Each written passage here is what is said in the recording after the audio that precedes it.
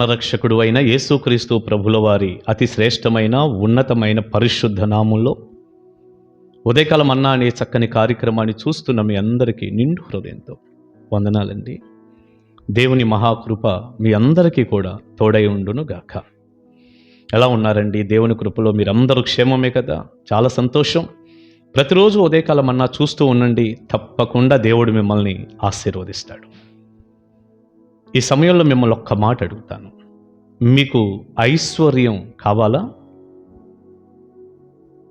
అదేనండి, దేవుని యొద్ద నుండి ఐశ్వర్యం మీకు కావాలా? కావాలి పాస్టర్ గారు, ఎందుకు వద్దండి అంటారా? అంటారా అని నేనంటాం ఏంటి, మీరు అంటారు. ఈ చివరి దినాల్లో మనం గమనించినప్పుడు ఐశ్వర్యం వస్తుంది అంటే దేనికైనా సిద్ధపడతారు, ఏ పనైనా చేస్తారు. ముఖ్యంగా చివరికి దేవుని యొక్క సన్నిధిలో కూడా అక్కడ నీకు ఐశ్వర్యం వస్తుంది, నీకు అది వస్తుంది, ఇది వస్తుంది అంటే ముమ్మరంగా ప్రజలు ఉంటారు. మీరు నన్ను అడగొచ్చు, అయ్యగారు ఐశ్వర్యం వద్దా అని. కావాలి. క్రీస్తు యేసునందు మహిమలో మీ ప్రతి అవసరం తీర్చబడునుగాక. కావాలి. కానీ ఆ ఒక్క ఐశ్వర్యమే కాదు, కేవలం మన అవసరాలు తీరటానికే కాదు, దేవుడు ఆ ఐశ్వర్యానికి మించినటువంటి ఐశ్వర్యం దేవుడిస్తాడు. ఏంటది? ఒక్క మాట ఇలా చదవండి, మీ బైబిల్ గ్రంథాలు తెరచి. రోమాపత్రిక 2వ అధ్యాయం 4వ వచనం. దేవుని అనుగ్రహము మారు మనసు పొందుటకు నిన్ను ప్రేరేపించుచున్నదని ఎరుగక ఆయన అనుగ్రహైశ్వర్యమును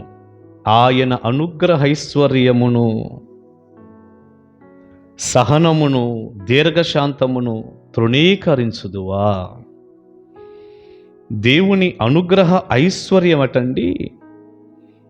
ఆయన సహనం కానీ, దీర్ఘశాంతం కానీ, అనుగ్రహ ఐశ్వర్యం కానీ మారు మనసు పొందుటకు మనలను ప్రేరేపిస్తుందట.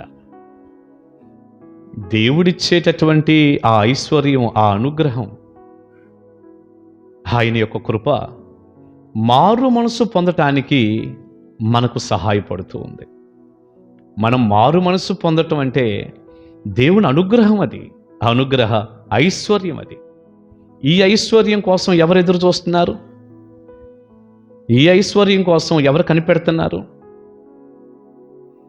మనిషికి ఎప్పుడు ఈ లోక ఐశ్వర్యమే ముఖ్యం అనుకుంటున్నాడు, కానీ మారు మనసుని మార్చుకోవటం, పాపాన్ని విడిచిపెట్టడం, లోకాన్ని సిలువ వేయటం, దేవునితో జీవించటం, రక్షణ పొందటం, ప్రభు మహిమ కొరకు నడవటం, దేవుని యొక్క అనుగ్రహం, ఆయన యొక్క కృప, ఆ మంచితనం అంతా మారు మనసు పొందటానికి నన్ను ప్రేరేపిస్తుంది కదా.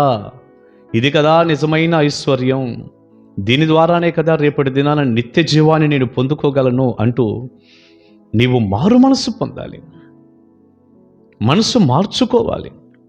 ప్రియులారి, చివరి రోజుల్లో మారు మనసు పొందే వాళ్ళ సంఖ్య ఎంత తక్కువగా కనపడుతుంది. ఆ బాధ కూడా లేదు. నువ్వు మారు మనసు పొందాలి, పాపం నుండి బయటికి రావాలి, నిత్య జీవానికి వారసురాలివి అవ్వాలి అంటే అక్కడ ప్రజలు పెద్దగా కనపడటం లేదు. అందుకే ఈ బోధకులు కూడా ఏం చేస్తున్నారంటే ఇది తప్ప అన్నీ చెప్తున్నారు. అయ్యగారు వేరే ఏం చెప్పొద్దంటే చెప్పాలి, కానీ అది మాత్రమే చెప్తూ అసలు ఏది ముందు ఏది వెనక? మారు మనసు, రక్షణ, పశ్చాత్తాపం, పాపక్షమాపణ, పరలోకపు దిశగా వెళ్ళటం, దేవునితో ఉండటం, ఇది కదా ముందు. తర్వాత మనకు అవసరమైన అన్ని ఆరోగ్యము, ఆనందం, ఆశీర్వాదాలన్నీ దేవుడిస్తాడు. అందుకే నేను తరచుగా ఒక పదాన్ని వాడుతూ ఉంటాను, చాక్లెట్ల కోసం విమానం ఎక్కబాకండి. విమానం ఎక్కితే చాక్లెట్లు ఉచితంగా దొరుకుతాయి. తేడా లేదు. చాక్లెట్స్ కోసం విమానం ఎవరైనా ఎక్కుతారా? విమానం ఎక్కితే చాక్లెట్లు వస్తాయి. ముఖ్యంగా నువ్వు ప్రభువులో రక్షణ పొంది, మారు మనసు పొంది, నమ్మకంగా ఉంటే భూ సంబంధంగా నీ అవసరాలు ప్రభు తీరుస్తాడు. ఆయన ఏం కొరత చేసే దేవుడు కాదు కదా. కానీ వాటి కోసమే నువ్వు వెంపర్లాడుతూ దానికోసమే ప్రభువుని నమ్మితే, మారు మనసు లేకపోతే ఒకవేళ నేను మారు మనసు పొందానండి, నీళ్ళల్లో మునిగి లేచాను, రక్షింపబడ్డాను అంటారు కొంతమంది. అట్లా అనుకొని ఒక భ్రమలో ఉండిపోతారు. నువ్వు నీళ్ళల్లో మునిగి లేచిన దాని గురించి కాదు ఇక్కడ చెప్పేది, మారు మనస్సు. ఇలాంటి వారికి మారు మనసుకు సంబంధించిన ఫలాలు ఏం కనపడవి కాదు, అవేం అక్కడ ఉండవు. అన్నీ మామూలుగానే చేస్తుంటారు. అదేమన్నా నేను యేసుప్రభువుని నమ్ముకొని మారు మనసు పొందానంటే నీళ్ళల్లో మునిగి లేచానండి, పాపాన్ని మాత్రం విడవలేదని అంటారు. కాదు, నువ్వు మారు మనసు పొందాలి, నువ్వు ప్రభు తట్టు తిరగాలి. ప్రియబిడ్డ, నువ్వు రక్షింపబడ్డాను అని చెప్పుకునే వ్యక్తివైనా తప్పకుండా నీ జీవితంలో ఏదైనా ఒక లోటు ఉంటే, ఏదైనా ఒక చెడు ఉంటే, వాక్యానికి భిన్నమైనటువంటి ఏది నీ జీవితంలో ఉన్నా అందులో నుంచి దేవుడు నిన్ను బయటికి తెచ్చునుగాక. మారు మనసు పొందు. ఒకవేళ నువ్వు యేసు ప్రభువునే నమ్మని వ్యక్తివైతే, నీ పాపాల విషయంలో పశ్చాత్తాపడి మారు మనసు పొందని వ్యక్తివైతే ఇప్పుడే మారు మనసు పొందు. ప్రభువుని నమ్ముకో. దేవుని అనుగ్రహ ఐశ్వర్యం, దేవుని అనుగ్రహ ఐశ్వర్యం, ఆయన సహనము, దీర్ఘశాంతము తృణీకరించొద్దు. తృణీకరిస్తే శిక్ష తప్పించుకోలేవు అంటుంది బైబిల్. ఇది కదా నిజమైన ఐశ్వర్యం.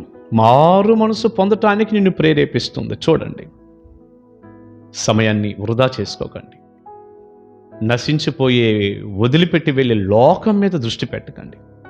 మారు మనసు పొందుదాం, మనసు మార్చుకుందాం, ప్రభు హస్తాల్లో, ప్రభు పాదాల దగ్గర జీవిద్దాం. ఇది నిజమైన ఐశ్వర్యం. దీన్ని పొందుకో. నేడు రేపు ప్రభువు రాబోతున్నారు.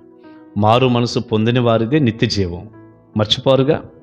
దైవ దీవెన ఆశీర్వాదాలు నిండుగా మీకు దేవుడు కలగజేస్తూ ఈ ఐశ్వర్యాన్ని సమృద్ధిగా దేవుడు మీకు అనుగ్రహించునుగాక. ఆమేన్. ప్రార్థన చేసుకుందాం. పరిశుద్ధుడా, ప్రేమగల తండ్రి, విత్తబడిన ఈ సందేశం మీ పిల్లలకు దీవెనకరంగా చేయండి. లోక సంబంధమైన ఐశ్వర్యం కావాలి, మా అవసరాలు తీరటానికి కావాలి, మీరు ఇస్తారు. కానీ అంతటితోనే మేము ఆగకూడదు, దాని మీదే దృష్టి పెట్టకూడదు.